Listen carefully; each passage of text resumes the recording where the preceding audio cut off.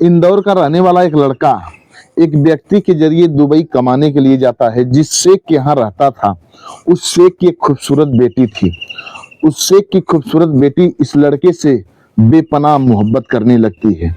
यह लड़का भी उस लड़की से मन ही मन मोहब्बत करने लगता है, लेकिन दोनों एक दूसरे को खुलकर बता नहीं पाते हैं। एक रोज की बात है, वह लड़की इस लड़के के कमरे में जाती है। देखती है यह लड़का ब्लू फिल्म देख रहा था। अब वह लड़की हैरान रह जाती है। एक दिन वह लड़की उस लड़के को अपने कमरे में बुलाती है। फिर इसके बाद उसके साथ फिजिकल रिलेशन बनाने लगती है। फिर जो हुआ कहानी में आप सबको विस्तार से बताएंगे। नमस्कार, प्रणाम। हम अजीत यादव शेरा भाई, हमारे इस चैनल में आप सबका बहुत बहुत स्वागत है। अगर आप लोग हमारे इस चैनल को सब्सक्राइब नहीं किए हो तो आप सबसे निवेदन है कि आप लोग हमारे इस चैनल को सब्सक्राइब करें, लाइक करें, कमेंट करें। कहानी अच्छी लगे तो इसको शेयर जरूर करना। बड़ी ही इंटरेस्टिंग कहानी है। इस कहानी को आप लोग पूरा सुनिएगा। हमें उम्मीद है कि आप लोग इस कहानी को सुन करके पसंद करेंगे। अब कहानी विस्तार से।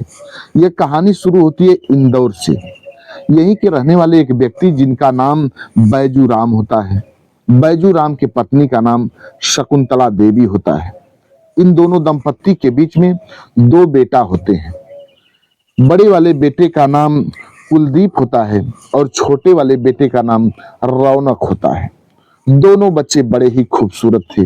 दोनों बच्चे बड़े ही आज्ञाकारी भी थे। दोनों बच्चे पढ़ने लिखने बगल के स्कूल में जाया करते थे। बैजू राम जी अपने बच्चों का नाम गांव ही के एक प्राइवेट स्कूल में लिखवाते हैं। दोनों बच्चे हर रोज स्कूल जाते थे। पढ़ने लिखने में काफी तेज तर्राक निकलते हैं।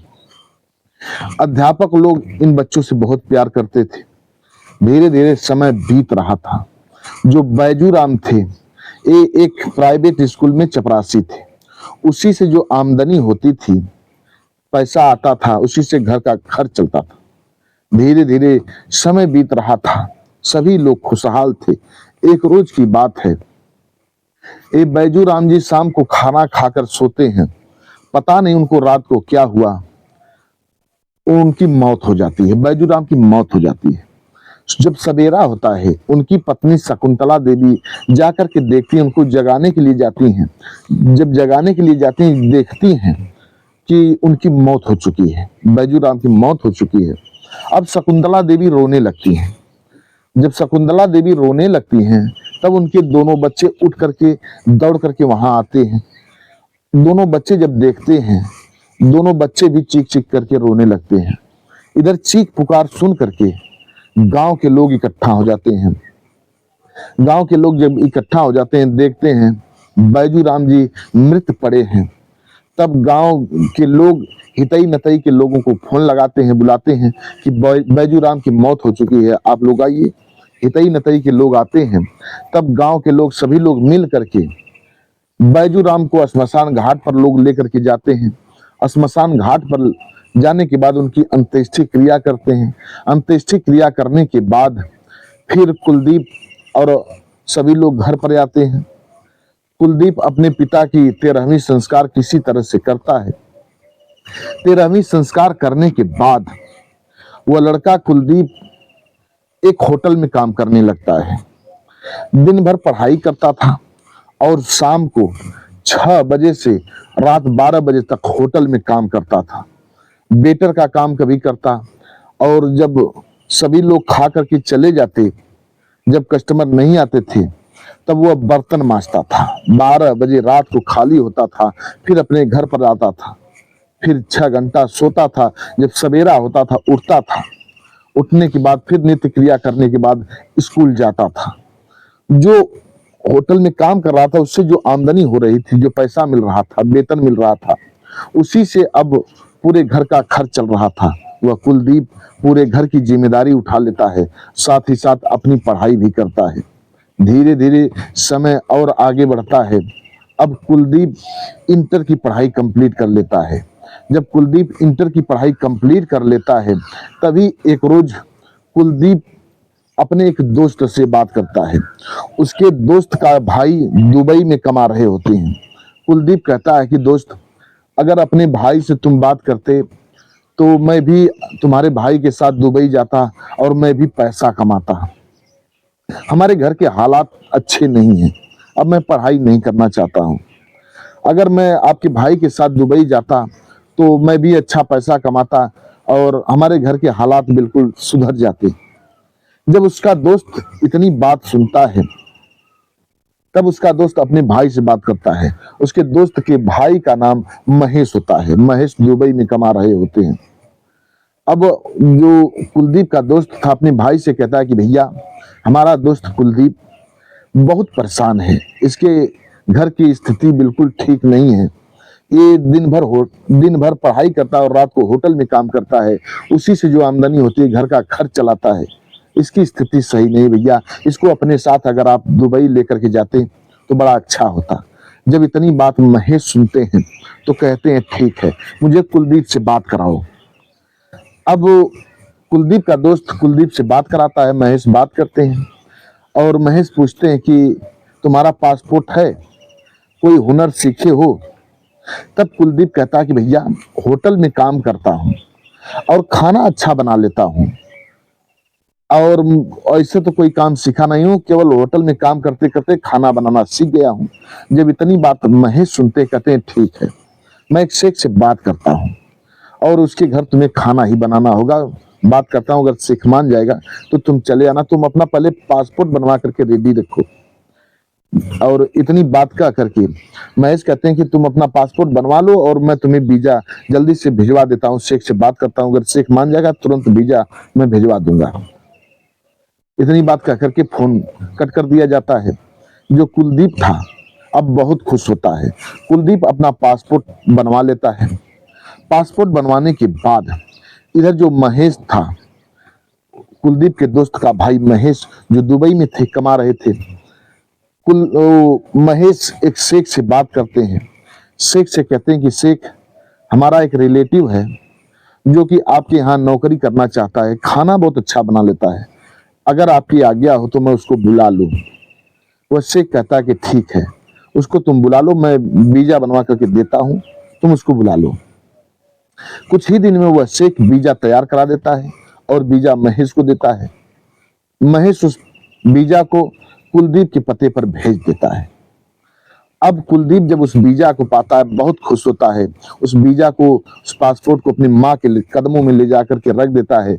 माँ से कहता है कि माँ, अब हम लोगों के दिन सुधर जाएंगे, अब हम लोगों के खुशियों के दिन आने वाले हैं। उसकी माँ बहुत खुश होती है। इधर एक रोज की बात है, यह कुलदीप उस वीजा को लेकर के, पासपोर्ट लेकर के एयरपोर्ट पर जाता है, माँ से विदा लेता है, फिर फ्लाइट के जरिए दुबई के लिए रवाना हो जाता है। दुबई के एयरपोर्ट पर जब उतरता है तब महेश और वह शेख दोनों लोग रिसीव करने के लिए 4 व्हीलर कार से आए हुए थे एयरपोर्ट पर। जब कुलदीप वहां पहुंचता है एयरपोर्ट पर, तब वह शेख और महेश दोनों लोग उसको रिसीव करते हैं। रिसीव करके शेख अपने घर लेकर के कुलदीप को जाता है और कुलदीप वहीं रहने लगता है। उसी शेख के घर खाना बनाने लगता है और अपनी जो उसका छोटा मोटा काम था वो सब करने लगता है। महीना बीतता था, वेतन शेख अच्छा देता था, वह पैसा कुलदीप अपने घर पर भेजता था। माँ बहुत खुश थी। अब जो छोटा भाई रौनक था वह अच्छे स्कूल में पढ़ने लगा। घर की स्थिति धीरे धीरे सुधरने लगती है। ऐसे ही समय बीत रहा था। एक रोज की बात है, कुलदीप का जो शेख था उसकी बीबी और एक उसकी बेटी थी। बेटी का नाम उर्फी शेख था। उर्फी बड़ी ही खूबसूरत थी, निहायत ही खूबसूरत थी। वह उर्फी धीरे धीरे कुलदीप से बहुत घुल मिल जाती है। जैसे दोस्तों की भांति रहा जाए वैसे रहने लगती है।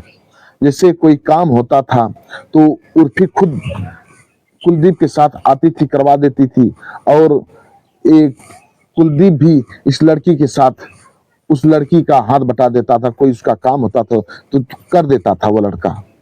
ऐसे ही काफी दोनों क्लोज आ जाते हैं, बड़ा जैसे दोस्त क्लोज आ जाते हैं, इससे दोनों क्लोज आ जाते हैं। ऐसे ही समय बीत रहा था। एक रोज की बात है, कुलदीप का जो शेख था उसकी मौत हो जाती है। अब उर्फी और उसकी माँ दोनों लोग अपने हितई नतई को बुला करके, रिलेटिव को बुला करके, संगी साथी दोस्त यार को बुला करके मिट्टी संस्कार कराती हैं, सुपुर्दे खाक करती हैं उस शेख के शव को। फिर इसके बाद सभी लोग रहने लगते हैं और ये उर्फी अपनी पढ़ाई करने लगती है। कुलदीप खाना बनाता, उर्फी को खिलाता और उसकी अपनी मालकिन को खिलाता। ऐसे ही कुछ दिन और व्यतीत होता है। एक दिन की बात है, शाम को सभी लोगों को खाना बना करके कुलदीप खिला करके सबको अपने कमरे में सोया हुआ था। अपनी मोबाइल निकालता है। मोबाइल निकालने के बाद वह अपनी मोबाइल में ब्लू फिल्म देखने लगता है। धीरे धीरे करीब करीब आधा घंटा देखता है। इतने में उसके कमरे में उर्फी प्रवेश कर जाती है। जब वही उर्फी प्रवेश करती है, वह समझ नहीं पाता, उसको कुछ पता नहीं चल पाता है कुलदीप को। वह मशगूल था वीडियो देखने में। अब जब वही उर्फी प्रवेश करती है, कुलदीप के मोबाइल को छोड़ लेती है, मजाक के तौर पर छोड़ लेती है। उसे क्या पता था कि कुलदीप ब्लू फिल्म देख रहा है। जब वही मोबाइल छोड़ती है, फिर मोबाइल देखने लगती है। जब उसमें ब्लू फिल्म देखती है, वह लड़की आश्चर्यचकित हो जाती है। वह मोबाइल तुरंत कुलदीप को थमा करके वहां से निकल देती है, अपने कमरे में चली जाती है। लेकिन अपने कमरे में जाते ही उसको भी काम पीड़ा सताने लगती है। वह भी लड़की कामुक्त हो जाती है। वह लड़की उर्फी इससे बेपनाह मोहब्बत करती थी, मन ही मन मोहब्बत करती थी। कुलदीप भी इस लड़की से मोहब्बत करता था, लेकिन दोनों एक दूसरे को खुलकर बता नहीं पाए कभी। अब इधर जब अपने कमरे में जाती है, उर्फी कामुक्त हो जाती है, तब सोचती है कि वो जो कुलदीप है वो अभी ब्लू फिल्म देख करके कामुक्त हो चुका होगा, क्यों न उसके कमरे में अभी चला जाए। वो लड़की फिर यू टर्न लेती है, उसी कमरे में जाती है जिस कमरे में वह कुलदीप सोया हुआ था। जब उसके कमरे में जाती है, उर्फी अंदर से दरवाजा बंद कर देती है। दरवाजा बंद करने के बाद कुलदीप के साथ जाकर के सो जाती है। जब कुलदीप के साथ जाकर के सोती है, तब तक कुलदीप देखता है कि उर्फी हमारे साथ आकर के सो गई। वह आश्चर्यचकित रह जाता है। वह तुरंत उठता है और कहता है कि उर्फी, तुम यहाँ से चली जाओ। अगर मालकिन इस स्थिति में हमें यहाँ देख लेंगी तुम्हारे साथ, तो अनर्थ हो जाएगा। वह लड़की कहती है कि कुलदीप, मैं तुमसे बेपनाह मोहब्बत करती हूँ और जब से तुम आए हो तब से मोहब्बत करती हूँ, लेकिन मैं तुमसे खुलकर कभी कह नहीं पाई। जब तुम ब्लू फिल्म देख रहे थे, मैंने तुम्हारा मोबाइल ले लिया, देख लिया उसमें, तो मैं कामुक्त हो चुकी हूँ और हमारी इच्छा है कि तुम हमारे काम की आग को शांत करो। जब इतनी बात वो लड़का सुनता है, कहता है कि नहीं उर्फी, मुझे परेशान मत करो। अगर मालकिन जान जाएंगे तो हमारे जान के लाले पड़ जाएंगे, सामत आ सकती है हमारे ऊपर। वह उर्फी कहती है कि नहीं, तुम मेरे साथ संबंध बनाओ, तुम मुझे मत ठुकराओ। मेरी माँ कुछ नहीं कहेगी, मैं माँ को सब कुछ संभाल लूंगी, माँ को समझा दूंगी। और वह लड़की बार बार उसको प्रेस करती है। वह लड़का विवश हो जाता है। अब वह लड़का जब नहीं मानता है, तब वह लड़की उसको पकड़ करके अखबार में उसके चारपाई पर सो जाती है और उसको जबरन करने लगती है, कहती है कि तुम मेरे साथ संबंध बनाओ। वह लड़का कुछ ही क्षण में उसकी बात को मजबूरन मान जाता है और उसके साथ संबंध बनाने लगता है। धीरे धीरे समय बीत रहा था। एक रोज की बात है। अब उर्फी की माँ एक रोज इसके कुलदीप के कमरे में जाते हुए उर्फी को देख लेती है। उसको शक हो जाता है। उसका शक धीरे धीरे हकीकत में परिवर्तित हो जाता है। अब एक रोज उर्फी की माँ उर्फी को अपने पास बुला करके डांटने लगती है। कहती है कि वो हिंदुस्तानी लड़का है, तुम उसके कमरे में जाती हो, कहीं ऊंच नीच हो गया तो अनर्थ हो जाएगा। लेकिन वह लड़की अब जब इतनी मौका पाती है, तब अपनी माँ से बता देती है कि माँ, मैं कुलदीप से बेपनाह मोहब्बत करती हूँ, मैं कुलदीप से शादी करना चाहती हूँ। कुलदीप मुझे बेहद पसंद है, मेरी शादी कुलदीप से करा दो। तुम तो माँ हो, तुम तो समझती होगी ना कि जिससे मोहब्बत हो जाती है उससे दूरी नहीं बन पाती है। वह लड़की अपनी माँ के आगे जिद करने लगती है। उसकी माँ जब नहीं मानती है, तब वह लड़की खाना पानी सब कुछ छोड़ देती है। करीब करीब हफ्ते भर खाना नहीं खाती है। अब उस लड़की की माँ उर्फी की माँ परेशान हो जाती है, बहुत मनाती है, लेकिन वह लड़की नहीं मानती है। तब उसकी माँ अंत में उसको लाचारन मजबूरन राजी होना पड़ता है। वह लड़की मजबूर कर देती है अपनी माँ को। उसकी माँ राजी हो जाती है, कहती है ठीक है, अगर तुम उससे शादी करना चाहती हो तो शादी कर लो, लेकिन ख्याल रहे अगर वह तुम्हें धोखा देगा तो मुझे दोष कभी मत देना। जब इतनी बात वह उर्फी सुनती है तब कहती है कि माँ, वह मुझे कभी धोखा नहीं देगा, वह निहायत ही बेहद साधारण लड़का है, बहुत ही इंटेलिजेंट और बहुत ही सभ्य है, उसको मैं विवश कर दी शादी के लिए, वह ऐसा मेरे साथ कभी अन्याय नहीं करता, गलत काम मेरे साथ नहीं करता, लेकिन मैं उसे पसंद करती हूँ। अब वह लाचार है, मजबूर है मुझसे शादी करने के लिए, मैंने उसको विवश कर दी। जब उसकी माँ इतनी बात सुनती है, कहती है ठीक है, जब तुम्हें इतना उस पर भरोसा है तो कर लो शादी। अब वहीं के कोर्ट में वो उर्फी अपनी माँ के साथ जाती है, उस लड़के को लेकर के, कुलदीप को लेकर के जाती है, वहां के कोर्ट में शादी कर लेती है। कुलदीप के साथ वह लड़की वहीं रहने लगती है, कुलदीप वहीं रहने लगता है। उस जो उर्फी के कुछ कंपनी थी, कंपनियों का मालिक बन जाता है, देख रेख करने लगता है। धीरे धीरे कुछ दिन व्यतीत होता है। अब वह कुलदीप वहीं की नागरिकता ले लेता है, नागरिकता लेने के बाद वहीं रहने लगता है। समय समय पर उर्फी को अपने साथ लेकर के अपने घर पर आता है, अपने माँ से मिलता है, अपने भाई से मिलता है, फिर इसके बाद दुबई चला जाता है। अब वह दुबई का नागरिक बन जाता है, कुलदीप उस उर्फी के साथ रहने लगता है। बस आज की कहानी इतने तक। कहानी कैसी लगी आप लोग कमेंट बॉक्स में बताइएगा। हमारे कुछ व्यूअर हैं जो कि अपना नाम लेने के लिए अपील किए हैं। एक है ब्रजेंद्र सिंह जी, जो कि मणिपुर के रहने वाले हैं, ये हमारे बड़े अजीज हैं, हमारी हर कहानियों को सुनते हैं, बेहद पसंद करते हैं। राव मोहम्मद यासीन जी हैं, जो कि लाहौर पाकिस्तान के रहने वाले हैं, ये भी हमारे बड़े अजीज हैं, ये भी हमारे हर कहानियों को सुनते हैं, बेहद पसंद करते हैं।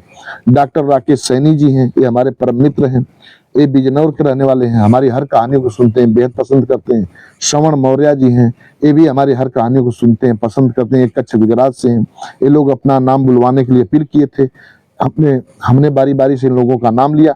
आप भी अपना नाम बुलवाना चाहते हैं तो कमेंट बॉक्स में अपना नाम दीजिए, एड्रेस बता दीजिए, आप लोगों का भी बारी बारी से नाम लिया जाएगा। कहानी कैसी लगी कमेंट बॉक्स में बताइएगा। कहानी अच्छी लगी हो तो लाइक शेयर सब्सक्राइब जरूर करना। मिलते हैं अगले एपिसोड में किसी एक नई कहानी के साथ, इंटरेस्टिंग कहानी के साथ। तब तक के लिए नमस्कार।